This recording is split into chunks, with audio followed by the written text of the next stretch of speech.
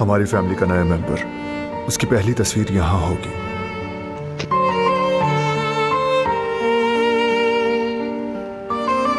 और वो तस्वीरें भी जब वो हमारी गोद में होगा।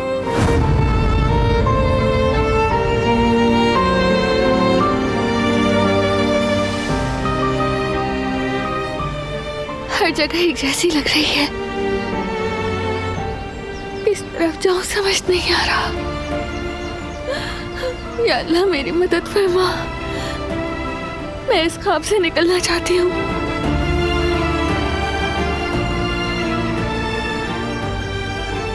नहीं दिलान,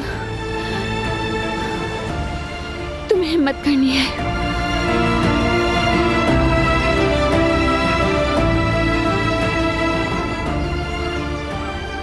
हार नहीं मानोगी, अपने बेबी के लिए मजबूत बनोगी, बहादुरी दिखाओगी। ये वक्त भी गुजर जाएगा,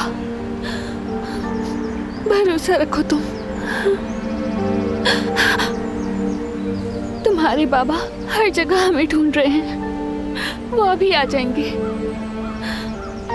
वो ढूंढ लेंगे हमें बेबी, उस वक्त तक हमें हार नहीं माननी। हम अपने घर वापस जरूर जाएंगे।